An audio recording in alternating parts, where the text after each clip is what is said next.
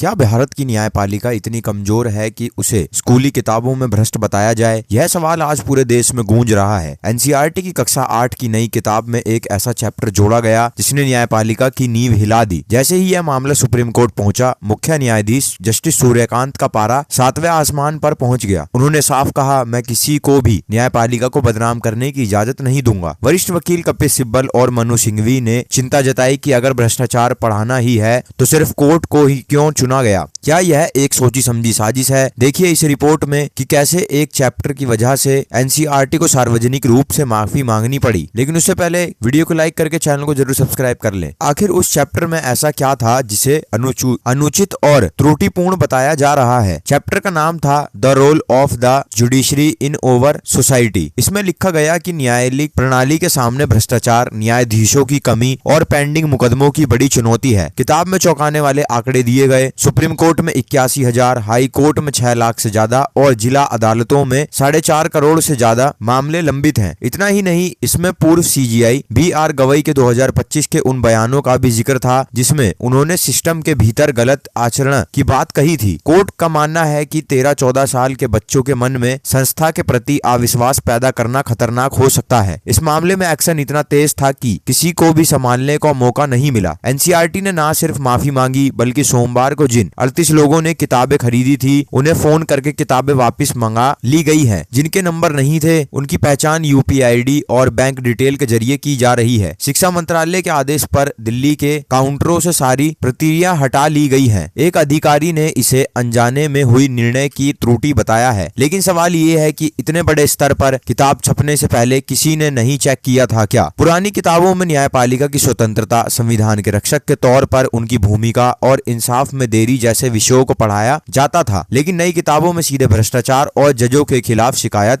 CPGRAMS जैसे तकनीकी और विवादास्पद खंड जोड़ दिए गए हैं। सीजीआई सूर्यकांत ने कहा कि बार और बेंच, यहाँ तक कि हाई कोर्ट के जज भी इस चैप्टर से बेहद परेशान हैं। कोर्ट ने संकेत दिया कि शिक्षा सामग्री में न्यायपालिका की गरिमा और संविधान के मूल ढांचे से समझौता बर्दाश्त नहीं किया जाएगा। क्या छात्रों को सिस्टम की कमियों के बारे में पढ़ाना गलत है या फिर इसे पेश करने का तरीका गलत था? सुप्रीम कोर्ट की नाराजगी के बाद अब एनसीईआरटी इस चैप्टर को दोबारा लिखेगा। यह विवाद शिक्षा, राजनीति और न्यायपालिका के त्रिकोण पर खड़ा है। एक तरफ अभिव्यक्ति की आजादी और सच्चाई है तो दूसरी तरफ संवैधानिक संस्थाओं की गरिमा। आप इसे पूरे विवाद पर क्या सोचते हैं? क्या एनसीईआरटी को अपनी गलती मान लेनी चाहिए थी या सच को बहाना देकर नहीं दबाना चाहिए था? कमेंट में अपनी राय जरूर लिखें।